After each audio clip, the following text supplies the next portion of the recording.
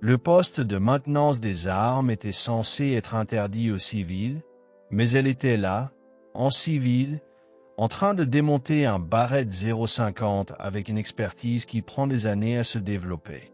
Le commandant des forces spéciales Marcus Webb l'observait depuis l'embrasure de la porte, tandis qu'elle nettoyait chaque composant avec une précision mécanique. « Madame, vous n'êtes pas autorisée à manipuler cet équipement, » lança-t-il. Elle ne leva pas les yeux, ne s'arrêta pas de travailler. « Je sais, » répondit-elle doucement, continuant à polir le canon. C'est alors que Webb remarqua quelque chose qui le glaça. Le Naval Special Warfare Command Facility de Dan Neck, en Virginie, fonctionnait selon des protocoles si stricts que même les militaires expérimentés devaient obtenir plusieurs autorisations pour accéder au bâtiment. Le poste de maintenance des armes, situé dans la section la plus sécurisée du bâtiment, nécessitait un scan biométrique, une autorisation par carte magnétique et une escorte par du personnel habilité, ce qui rendait la présence d'un civil non autorisé d'autant plus impossible. Le commandant Marcus Webb se dirigeait vers son bureau après un briefing de routine lorsque des mouvements dans le poste de maintenance accrochèrent son regard périphérique. À travers la vitre renforcée, il pouvait voir quelqu'un travailler à l'une des tables spécialisées où seuls les équipements les plus sensibles étaient entretenus. Webb s'arrêta, fort de ses 15 années d'expérience militaire, lui signalant que quelque chose n'allait pas. La femme semblait avoir une trentaine d'années, les cheveux auburn tirés en arrière en une queue de cheval pratique. Elle portait des vêtements civils, un pantalon sombre et un simple chemisier blanc qui suggérait un travail de bureau plutôt qu'une opération militaire. Ses mouvements pendant qu'elle travaillait sur les manipulations du fusil démonté étaient fluides et maîtrisées, chaque action délibérée et précise, mais c'est l'arme elle-même qui fit tourner la tête de Webb. Même depuis la porte, il reconnaissait le profil distinctif d'un système de sniper Barrett M82 de calibre 1.50, l'une des armes les plus restreintes de l'arsenal militaire. Ces fusils n'étaient pas seulement classifiés. Ils étaient compartimentés, suivis et surveillés avec la même attention que celle accordée aux matières nucléaires. Webb entra dans la salle de maintenance, ses pas résonnant sur le sol en béton. La femme ne fit pas attention à sa présence, continuant à nettoyer la culasse du fusil avec une attention méthodique qui trahissait une profonde familiarité avec l'arme. « Madame, vous n'êtes pas autorisée à manipuler cet équipement », cria Webb, sa voix imprégnée de l'autorité qui avait imposé le respect des Navy SEAL sur 3 théâtres d'opérations différents. Elle ne leva pas les yeux, ne s'arrêta pas. Ses mains poursuivirent leurs mouvements précis, polissant chaque composant jusqu'à obtenir une finition miroir avant de le mettre soigneusement de côté. « Je sais », répondit-elle doucement, continuant à polir le 7 aveux désinvolte frappa Webb comme un coup dur. En 15 ans de service militaire, il n'avait jamais rencontré quelqu'un qui reconnaissait ouvertement un accès non autorisé à du matériel classifié tout en poursuivant l'activité, même qu'il n'était pas autorisé à exercer. Alors, éloignez-vous immédiatement de cette arme et expliquez-nous comment vous avez accédé à cette installation. Je suis entré, dit-elle en utilisant un outil spécialisé pour nettoyer la chambre du fusil avec une précision experte. Webb sentit sa mâchoire se serrer. Le ton de la femme était conversationnel, presque aimable, comme s'il discutait de la météo plutôt que d'une grave atteinte à la sécurité militaire. « Madame, ceci est une zone interdite.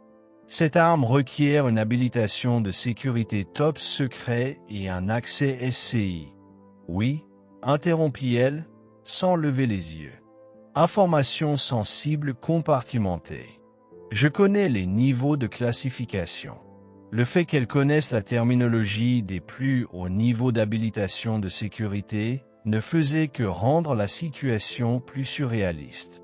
Webb inspecta rapidement la salle de maintenance pour s'assurer qu'ils étaient seuls. puis activa le verrouillage électronique de la pièce pour éviter toute interruption. Qui êtes-vous? Quelqu'un qui connaît ce fusil doit être parfaitement calibré dans les prochaines minutes. 4 heures. Webb la regarda inspecter la lunette de l'arme avec une attention méticuleuse qu'il n'avait vue que chez des maîtres armuriers forts de décennies d'expérience. Ses gestes étaient sobres, déterminés et d'un professionnalisme irréprochable. Cela ne répond pas à ma question. C'est la seule réponse qui compte pour l'instant. Webb avait eu affaire à des combattants ennemis, des agents étrangers et des prisonniers de guerre récalcitrants, mais il n'avait jamais rencontré quelqu'un qui dégageait une telle compétence sereine tout en défiant ouvertement l'autorité militaire. Je vais vous demander une fois de plus, qui êtes-vous et comment avez-vous eu accès à cette arme? La femme leva enfin les yeux et le regarda droit dans les yeux. Ses yeux étaient marron foncé, presque noirs, et ils affichaient une immobilité que Webb n'avait vue que chez des vétérans de combat ayant opéré au plus haut niveau de mission classifiée. « Commandant Webb », dit-elle en utilisant son nom, bien qu'il ne se soit pas présenté. « Avant de passer des appels ou de déclencher des alarmes, vous devriez peut-être consulter le carnet d'entretien de ce fusil. » Le fait qu'elle connaisse son nom fit immédiatement froid dans le dos de Webb. Il opérait sous plusieurs niveaux de classification et sa présence dans cette installation n'était pas publiquement reconnue. « Comment connaissez-vous mon nom? » De la même manière que je sais que vous vous demandez pourquoi ce barrette-là n'a pas été correctement entretenu depuis 8 mois. Webb sentit le sol se dérober sous ses pieds. La femme avait raison. Il s'inquiétait du calendrier d'entretien de plusieurs armes de leur inventaire, y compris le fusil en question. Mais cette information était enfouie dans des rapports classifiés nécessitant une autorisation de niveau amiral pour y accéder. Le journal d'entretien de cette arme est classifié. Code d'accès du terminal 7, Delta 77 Alpha, dit-elle en reportant son attention sur le mécanisme de détente du fusil. Le mot de passe est le nom de jeune fille de votre mère, suivi de l'année de votre formation BUD. Webb la regarda, stupéfait. Les codes d'accès qu'elle venait de réciter étaient connus de moins de 6 personnes dans toute la marine, et ils étaient modifiés tous les mois selon un protocole exigeant l'autorisation directe du commandement des opérations spéciales de la marine. C'est impossible. Commandant du terminal 7, vérifiez le journal. Contre toute intuition et tout protocole appris en 15 ans de service militaire, Webb se dirigea vers le terminal informatique de la baie de maintenance et saisit ses codes d'accès. Le système accepta ces informations et afficha le menu principal des systèmes d'armes classifiés. Il saisit le code d'accès fourni par la femme. Le système afficha immédiatement un fichier qu'il n'avait jamais vu auparavant. Barrett M8201, numéro de série 23847, dossier de déploiement des opérations spéciales. Les yeux de Webb s'écarquillèrent en lisant les informations à l'écran. État de l'arme actif. Déploiement classifié assigné. Utilisateur expurgé. Dossier de service, 73 éliminations confirmées. Portée d'engagement maximale, 3247 m. Dernière maintenance, 8 mois et 12 jours. Prochain déploiement programmé, autorisation de maintenance classifiée de niveau 5 requise. Webb relut les données à 2 reprises, essayant de comprendre ce qu'il voyait. 73 abattages confirmés avec une portée maximale de plus de 3200 m. La plus longue distance d'abattage confirmée par un tireur d'élite dans la guerre moderne était d'un peu moins de 3600 mètres, réalisé par un tireur d'élite canadien en Afghanistan avec un équipement similaire. Mais c'est le registre d'entretien qui le glaça. Le fusil n'avait pas été correctement entretenu depuis plus de 8 mois. Pourtant, selon le calendrier de déploiement, il était nécessaire pour une opération prochaine. C'est impossible, marmonna Webb, même s'il commençait à se demander ce qui était encore possible. Qu'est-ce qui est impossible? Demanda la femme, poursuivant son nettoyage méticuleux. Le registre d'engagement de cette arme, personne ne tire de manière constante à 3200 m les seules variables balistiques. vitesse initiale de 853 mètres par seconde, chute de balle à 3247 mètres, environ 20 mètres. Le calcul de la dérive du vent nécessite des données atmosphériques en temps réel, récite ATL sans lever les yeux de son travail. Température, humidité, pression barométrique et mouvement de la cible sont autant de facteurs qui entrent en jeu dans la solution finale de tir. Webb sentit le monde basculer légèrement. Elle discutait de calculs balistiques à très longue portée avec la précision désinvolte de quelqu'un qui les avait effectués d'innombrables fois en conditions de tir réel. Vous parlez de tirs qui exigent une précision mathématique dépassant ce que la plupart des gens considèrent comme possible. Elle termina. Oui, le dossier utilisateur est entièrement expurgé. Je sais. Si c'est votre arme, alors vous êtes quelqu'un dont l'existence est classifiée à des niveaux supérieurs à votre habilitation actuelle, dit-elle calmement. Quelqu'un dont les opérations sont compartimentées pour protéger à la fois la sécurité nationale et les individus impliqués. Webb fixa l'écran de l'ordinateur, puis la femme qui nettoyait méthodiquement ce qui semblait être son fusil de précision personnelle. Tout ce qu'il croyait comprendre des opérations militaires, des niveaux d'habilitation, des personnes autorisées à opérer dans cette installation s'effondrait. Quel est votre vrai nom aujourd'hui? Je suis Jennifer Walsh, contractante civile spécialisée dans la maintenance d'équipements de précision. Elle brandit une baguette de nettoyage, exactement ce que je fais. Et demain, je serai celui qui devra être derrière ce fusil quand le coup de feu devra être tiré. Sa réponse cryptique était clairement la seule information qu'il allait recevoir. Webb se retrouva face à une décision qui pourrait définir le reste de sa carrière militaire. Il pouvait suivre le protocole standard, appeler la sécurité et créer un incident susceptible d'entraîner des auditions au Congrès et des enquêtes mettant fin à sa carrière. Ou il pouvait se fier à son instinct, qui lui disait que cette femme représentait quelque chose qui dépassait de loin sa compréhension ou son niveau d'habilitation. Jennifer Walsh, dit-il finalement, pour les prochaines heures. Pourquoi êtes-vous vraiment ici? Jennifer posa son matériel de nettoyage et le regarda de ses yeux sombres et troublants.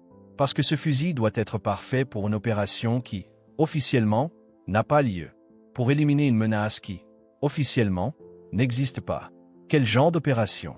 Celle où rater le tir signifie que le personnel américain ne rentre pas chez lui. Webb ressentit un frisson familier, la même sensation qu'il avait éprouvée avant les opérations à haut risque où des vies étaient en jeu. Jennifer parlait de tirs de précision à très longue portée avec la confiance tranquille de quelqu'un ayant opéré au plus haut niveau de mission classifiée. Vous me dites qu'une opération secrète est prévue et nécessite. Je vous dis que ce fusil doit être prêt, l'interrompit-elle. Et pour l'instant, il ne l'est pas. Webb la regarda reprendre sa routine d'entretien minutieuse, chaque mouvement étant répété et efficace. Elle ne se contentait pas de nettoyer une arme. Elle se préparait à une tâche exigeant une précision absolue dans des conditions impossibles. Depuis combien de temps utilisez-vous ce fusil? Assez longtemps pour connaître sa signature balistique dans toutes les conditions environnementales possibles. Le dossier fait état de 73 éliminations confirmées. Le dossier montre ce qu'il est autorisé à montrer. L'implication était claire. Le décompte officiel ne représentait qu'une fraction de son historique opérationnel réel. Webb essayait d'assimiler la réalité. Il avait potentiellement affaire à l'une des tireuses d'élite les plus efficaces de l'histoire militaire, opérant sous des niveaux de classification qui rendaient son existence officiellement niable. « Jennifer, dit-il prudemment, je dois comprendre l'ampleur de ce qui se passe ici. Il s'agit de maintenance d'équipement, commandant. Rien de plus complexe que de s'assurer que ce fusil fonctionne exactement comme prévu au moment le plus critique. Mais l'opération de demain nécessitera que quelqu'un réussisse un tir que la plupart des gens considéraient comme impossible. Et quand ce moment viendra, cette arme sera prête. » La certitude tranquille dans sa voix était plus convaincante que n'importe quel briefing de mission ou évaluation du renseignement que Webb avait jamais reçu. Il avait passé suffisamment de temps en opération de combat pour faire la distinction entre confiance et compétence. Jennifer Walsh possédait les deux à un degré extraordinaire. « Puis-je faire quelque chose pour vous aider ?» Jennifer leva les yeux et, pour la première fois depuis le début de leur rencontre, elle sourit. C'était une expression subtile, à peine visible, mais qui transforma complètement son attitude. « Vous pouvez faire en sorte que cette conversation n'ait jamais lieu. Et si quelqu'un s'enquiert de l'entretien du fusil, dites-lui qu'il a été effectué par du personnel dûment autorisé. « Vous n'êtes pas autorisé. »« Commandant Webb, dit Jennifer en retournant à son travail précis. L'autorisation est une formalité administrative. C'est la compétence qui sauve des vies. Webb se surprit à hocher la tête, sans vraiment savoir pourquoi. Tout dans cette situation violait tous les protocoles qu'il avait appris en 15 ans de service militaire. Mais quelque chose de plus profond que les règles lui disait de faire confiance à cette femme énigmatique. Les 3200 mètres de tir, dit-il après un moment. Est-ce vraiment réalisable? Jennifer interrompit son nettoyage, tenant un composant pour l'examiner à la recherche d'imperfections microscopiques. À 3247 mètres d'altitude, par vent latéraux variables, avec une cible se déplaçant à des vitesses irrégulières sur un terrain accidenté, compte tenu du différentiel d'altitude, du gradient de température et de la densité atmosphérique. Elle posa le composant et soutint son regard droit. C'était la seule solution pour éviter une catastrophe diplomatique. « Seigneur, l'intervention divine n'était pas possible ce jour-là, » répondit Jennifer avec un humour discret. « J'ai donc dû gérer la situation personnellement. » Malgré la gravité de leur conversation, Webb se surprit à rire. La tension qui s'était accumulée depuis qu'il l'avait découverte commença à s'apaiser, remplacée par un respect professionnel pour quelqu'un capable de garder son sang-froid tout en discutant d'opérations militaires impossibles. Combien de personnes connaissent vos capacités réelles? Aussi peu que nécessaire sur le plan opérationnel. Et combien de personnes ont besoin de savoir? Encore moins. Webb hocha la tête, comprenant l'exigence implicite d'une discrétion absolue. Quelle que soit la véritable identité et le passé opérationnel de Jennifer Walsh, ils exigeaient une sorte de compartimentation qui ne pouvait être maintenue que par une stricte limitation d'accès. La mission de demain, dit-il, sera-t-elle à haut risque? Commandant, tout ce que je fais comporte des niveaux de risque qui terrifieraient la plupart des gens. Demain représente simplement un degré de complexité plus élevé que d'habitude. Pour vous personnellement, pour tous ceux dont la vie dépend de ma précision. Jennifer commença à remonter le barrette avec la même précision fluide qu'elle avait utilisée pour le démonter. Webb observait, fasciné par la rapidité et l'efficacité de ses mouvements. Chaque composant s'emboîtait avec une perfection mécanique, fruit d'innombrables heures de pratique et d'une connaissance approfondie du système d'armes. Le remontage révéla l'étendue de son expertise. Elle ne savait pas seulement comment fonctionnait le fusil, elle en comprenait la mécanique. Chaque réglage était effectué avec la précision de quelqu'un qui avait tiré des milliers de coups avec cette même arme. Quelqu'un qui savait comment les variations de température affectaient les harmoniques du canon, comment différents lots de munitions se comportaient dans des conditions atmosphériques variables. Vous savez, disait Webb, en 15 ans de service militaire, je n'ai jamais rencontré quelqu'un avec votre niveau de compétence. La plupart des gens ne les ont pas rencontrés. Est-ce intentionnel? C'est la survie. Le fusil était presque terminé, transformé à partir de composants dispersés en un instrument de précision capable d'atteindre et de toucher des cibles à des distances que la plupart des gens ne pouvaient même pas voir clairement. Jennifer travaillait sans consulter aucun manuel technique, ni guide de référence. Chaque spécification était gravée à jamais dans sa mémoire. Alors qu'elle procédait aux derniers ajustements du système de montage de la lunette, Webb remarqua quelque chose qui lui avait échappé plus tôt. Ses mains portaient les callosités et les cicatrices subtiles qui caractérisaient un opérateur professionnel. Doigts sur la gâchette légèrement aplatis par d'innombrables heures de tir. Petites coupures aux articulations dues au démontage d'armes dans des conditions difficiles. Le genre de main propre à quelqu'un qui vivait de précision et de préparation. Jennifer, puis-je te poser une question personnelle? Tu peux me demander, t'arrive-t-il de te demander le coût psychologique de ton travail? Jennifer marqua une pause, les mains immobiles sur la crosse du fusil. L'espace d'un instant, Webb perçut une certaine vulnérabilité dans son expression, un bref aperçu de l'être humain sous la façade d'opératrice professionnelle. Chaque fois que j'appuie sur la détente, dit-elle doucement. Mais remettre en question le coup ne change rien, n'a la nécessité. Et qu'est-ce qui rend demain nécessaire? Quelqu'un qui menace les intérêts américains doit être définitivement écarté de l'équation. La précision glaciale de sa déclaration rappela à Webb à qui il avait affaire. Jennifer Walsh pouvait sembler être une sous-traitante civile, mais c'était une arme aussi finement calibrée que le fusil Barrett qu'elle préparait. Seras-tu en sécurité? La sécurité n'est pas un luxe que les gens dans ma position peuvent se permettre. Mais tu mèneras à bien la mission. Jennifer le regarda avec une expression mêlant gratitude et tristesse. Commandant Webb, les gens comme moi ne mesurent pas le succès à la survie. Nous le mesurons à l'accomplissement de la mission et aux vies sauvées en tirant le coup que d'autres ne peuvent pas réussir. Le fusil était maintenant entièrement assemblé, tel qu'il était lorsque Webb avait aperçu Jennifer travailler dessus. Mais il savait qu'il était fondamentalement différent, calibré, réglé et prêt à affronter l'impossible, tâche qui l'attendait. « Avez-vous besoin d'autre chose ?» demanda Webb. « Juste votre discrétion et votre confiance. Vous avez les deux. » Jennifer se tenait debout, portant l'étui de transport du Barrett avec une aisance éprouvée. Le système d'armes complet pesait plus de 13 kg, mais elle le maniait comme s'il était une extension de son propre corps. « Commandant Webb, » dit-elle en lui tendant la main. Il la serra, remarquant les callosités qui témoignaient d'un entraînement intensif au maniement des armes et la prise ferme qui traduisait une confiance absolue sous la pression. « Jennifer Walsh, » répondit-il. « Ce fut un privilège de vous rencontrer. Ce privilège était le mien. Et Jennifer, oui. Faites en sorte que chaque tir compte. » Elle sourit de nouveau. Cette même expression subtile qui laissait deviner des profondeurs et des expériences qu'il ne comprendrait jamais pleinement. « Chaque tir compte, commandant.